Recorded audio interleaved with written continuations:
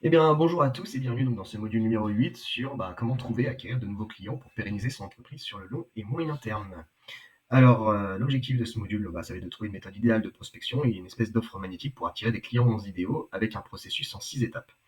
Alors, il n'y a pas de méthode miracle pour acquérir des clients. Il faut juste parler son langage, trouver ses besoins profonds et lui dire comment on va les résoudre. En gros, c'est ça, trouver des clients. Communiquer de cette façon-là. Maintenant, moi j'ai une méthode qui permet à mon niveau et au niveau de mes clients peuvent l'utiliser ou non, ou alors la modifier en fonction de leurs besoins. Mais en tout cas, j'ai vu qu'il y avait 6 grosses étapes pour justement arriver à acquérir des clients dans tout domaine d'activité. Alors c'est plus ou moins facile en fonction des domaines, on a plus ou moins de temps. Maintenant, voilà, c'est comment on utilise ces 6 étapes à notre niveau, dans notre contexte, pour pouvoir trouver ses clients et continuer notre business. Alors, process en 6 étapes. La première de ces étapes, c'est ce que j'appelle identifier un problème dur, DUR. Dur pour douloureux, urgent et reconnu. Un problème douloureux, c'est un problème qui prive mon prospect d'une liberté, d'une ressource, d'une compétence qui l'empêche de s'accomplir aujourd'hui. D'accord. Urgent, c'est un problème qui est suffisamment palpable à l'instant T pour mon prospect, pour qu'il ça génère un passage à l'action chez lui. Si demain, je vous vends un plâtre alors que vous n'êtes pas blessé, ça ne sera pas urgent et ce ne sera pas douloureux pour le coup. Alors que si vous venez de vous casser la jambe et que vous avez absolument besoin d'un plâtre pour marcher, et que moi je me pointe avec mon plâtre, forcément vous allez avoir beaucoup plus de chances de me l'acheter. Reconnu, donc qui est conscientisé et intellectualisé par mon client. Parce qu'on a tous des problèmes dont on n'a pas conscience.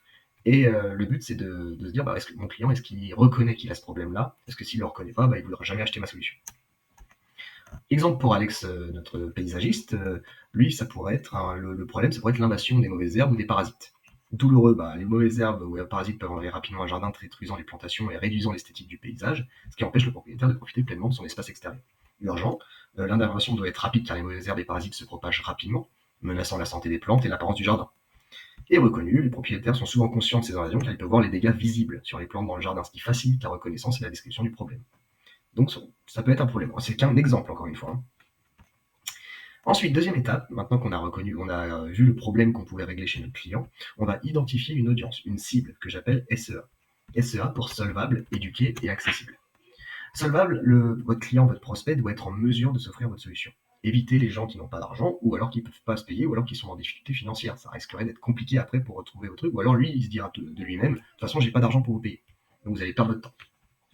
Éduquer, le prospect doit être en mesure d'expliquer et verbaliser son problème dur. Donc il doit être en mesure de dire oui, j'ai tel problème et je suis en mesure de t'expliquer. Et accessible, il doit être facilement accessible pour être contacté rapidement et simplement. Si vous êtes obligé de faire 6 secrétaires, 4 commerciaux et le service RH pour trouver votre client, vous avez perdu une journée, et une journée, vous connaissez la rentabilité maintenant, c'est important d'être le plus rentable possible, de passer le moins de temps possible à chercher ses clients. Et donc dans l'exemple de notre paysagiste, ça pourrait être comme audience des propriétaires de maisons dans des quartiers résidentiels à revenus moyens élevés. Donc ces individus disposent généralement d'un revenu disponible suffisant pour investir dans les services d'aménagement, pour améliorer et maintenir la valeur de leur propriété. Éduqués, ils sont souvent bien informés sur les problèmes environnementaux et recherchent des solutions écologiques et durables. Ils recherchent aussi activement des informations, des conseils sur des sites, des magazines ou des événements liés au jardinage. Et accessibles, ils utilisent fréquemment des plateformes numériques comme les réseaux sociaux, les emails et les sites web, et participent à des forums en ligne et à des groupes de discussion où ils recherchent et partagent des informations sur l'aménagement paysager. C'est toujours plus simple d'aller chercher nos clients là où ils sont déjà, plutôt que d'essayer de se mettre à un endroit et de se dire j'espère qu'il va arriver. Après, troisième étape, donc créer une solution, ce que j'appelle RPC. Alors, vous allez voir, il y a beaucoup d'acronymes. RPC, c'est donc rentable, vous connaissez maintenant, elle doit générer plus d'argent qu'elle n'en coûte pour nous et doit apporter plus de valeur que son prix pour le prospect. C'est important, il faut que ça soit aussi rentable dans l'esprit du prospect. Il faut que ce soit prédictible. Le résultat de la solution doit être systématique. Si vous vendez quelque chose et que finalement ça ne marche pas, au bout d'un moment, on va arrêter on va arrêter de prendre votre solution. Et comprise. Et le prospect doit facilement comprendre comment va marcher la solution en utilisant son vocabulaire à lui. Et afin que le message et le positionnement de la solution soient le plus clair possible. Si c'est pas compris, si vous pouvez être le meilleur du monde, si votre prospect ne comprend pas, il n'ira pas acheter chez vous. Et donc dans l'exemple de Top Paysage, alors là il y a pas mal de choses à avoir. Ça peut être pour le coup une solution d'un programme d'aménagement paysager éco-responsable. Le programme est conçu pour maximiser l'efficacité en utilisant des plantes et des matériaux durables, réduisant les coûts à long terme, et en outre, en proposant des contrats de maintenance annuels, le paysagiste génère des revenus récurrents, donc c'est rentable pour les deux parties. En plus, oui, voilà, le programme offre une réduction des coûts à long terme grâce à l'utilisation des techniques d'arrosage efficaces, des plantes nécessitant peu d'entretien, et la valorisation de la propriété augmente également grâce à un aménagement attrayant écologique. Donc encore une fois, on est rentable partout. Prédictible. Donc le programme utilise des méthodes éprouvées basées sur des principes d'agriculture durable et zéro scapage, c'est un mot que j'ai appris en cherchant, qui garantissent des résultats en termes de réduction de la consommation d'eau, de santé des plantes et d'esthétique du jardin. Avec des visites planifiées régulières, les clients peuvent s'attendre à des coûts et des résultats stables et prévisibles. Et comprise, donc la solution est présentée en utilisant le vocabulaire que les clients éduqués et conscients de l'environnement utilisent et comprennent. Des termes comme durabilité, réduction de l'empreinte carbone, jardinage respectueux de l'environnement sont employés pour assurer que le message résonne avec les valeurs du client. Ok, maintenant qu'on a vu, alors on a vu quoi? On a vu le problème dur, on a vu l'audience SEA, la solution RPC, maintenant il faut la contacter cette audience. Alors moi j'ai mis CV, parce que j'en vois que 2, je vous en remets 3. Donc canal et volume. Contacter son audience via un canal qui est maîtrisé, et qu'on aime bien, où on aime bien aller. Et surtout qu'on est sûr qu'il va nous apporter quelque chose. Parce que si vous utilisez le phoning ou le porte-à-porte alors que vous n'aimez pas ça, ça va pas bien marcher. Donc ça peut être du réseau social, du réseautage, du porte-à-porte, du phoning, de la newsletter, du mailing, peu importe votre canal. Et c'est qu'il va falloir créer le maximum d'interactions possibles pour générer des opportunités. J'ai pas dit vente, j'ai dit interaction. Interaction, c'est une discussion, c'est une poignée de main, c'est un apport de valeur, c'est une discussion. D'accord? Et c'est comme vous le savez vous-même si vous êtes dans le métier du bâtiment, par exemple, vous savez que la grosse majorité des affaires se font, par exemple, au café. On parle, on dit de quoi on parle. Ah bah tiens, j'ai un problème, ou il y a machin qui a un problème. Voilà. Il suffit juste de créer des interactions en montrant que vous êtes expert du sujet. Un grand nombre de personnes. Par exemple, pour Top Paysage, lui, son canal, ça peut être les groupes et communautés Facebook. Il existe de nombreux groupes dédiés au jardinage, à l'aménagement et au développement durable, où les membres partagent des conseils, des photos et discutent de leurs projets. Et ces groupes sont un excellent moyen de cibler des personnes déjà intéressées et éduquées sur les sujets relatifs à vos services.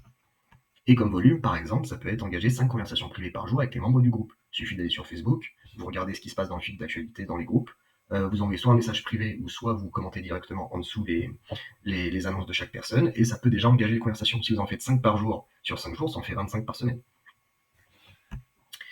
Ensuite, on va essayer d'instiguer une réciprocité avec la personne. Si vous êtes, je ne sais pas si vous êtes à l'aise avec les biais cognitifs, mais en fait, quand on vous donne quelque chose ou quand vous donnez quelque chose à quelqu'un, vous vous attendez à ce qu'on vous redonne un truc.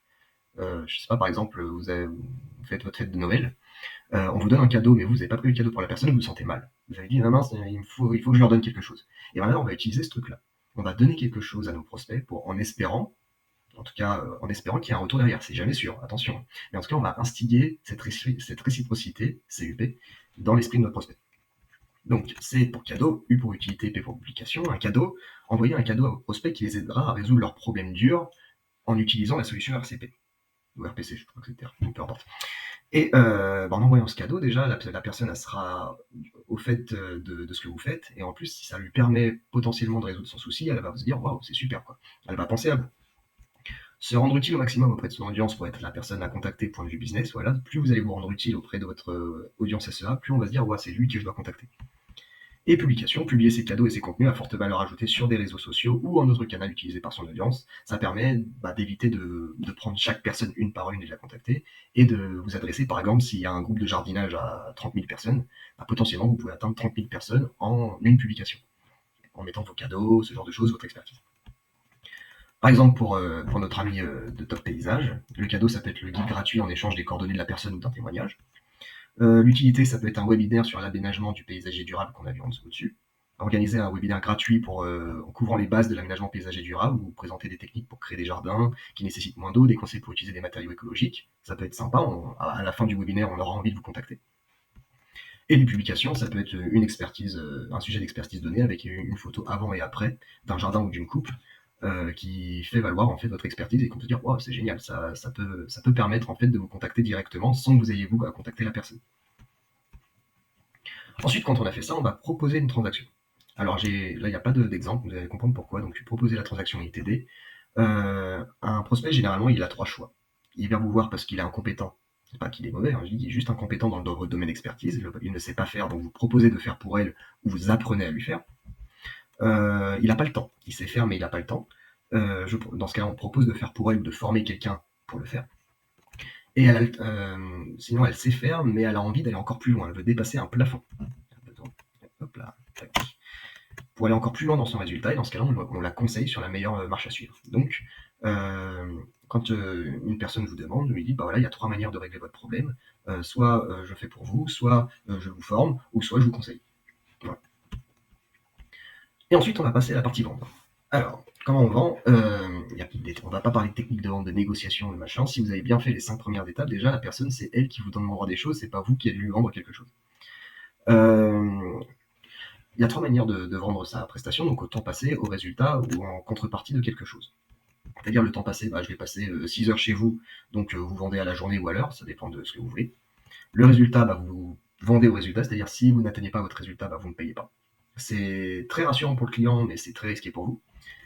Et ou alors, bah, ok, moi je te vends à prix zéro, mais je te demande en échange un témoignage, de la preuve sociale ou de la recommandation pour quelqu'un de ton entourage. Ça peut être aussi une manière de vendre. Voilà comment, on pourrait aller beaucoup plus loin, mais je pense que le module est déjà assez long. Mais je pense qu'avec les 6 étapes, déjà, vous avez de quoi faire. Vous avez de quoi faire pour créer des opportunités, vous adresser à la bonne cible, régler les problèmes vraiment douloureux, urgents et reconnus. Et donc, si vous suivez ces 6 étapes, je pense que déjà votre prospection va mieux se passer. Même si vous n'aimez pas vous vendre, vous allez mieux vendre quand même. Vous allez plus générer des interactions et des opportunités plutôt que de vendre. Et ça va forcément, avec le volume, au bout d'un moment, faire un effet boule de neige. Voilà pour le module 8. J'espère qu'il vous a plu. En tout cas, moi j'ai pris plaisir à le faire. On a fini. On a fini la formation. J'espère que ça vous a appris. J'espère que vous en ressortez grandi. Moi, je vous dis à très vite. J'ai une dernière surprise pour vous dans le module numéro 9. Et en attendant, bah, je vous dis bonne soirée, bonne journée en fonction du moment de la journée où vous êtes. Ciao.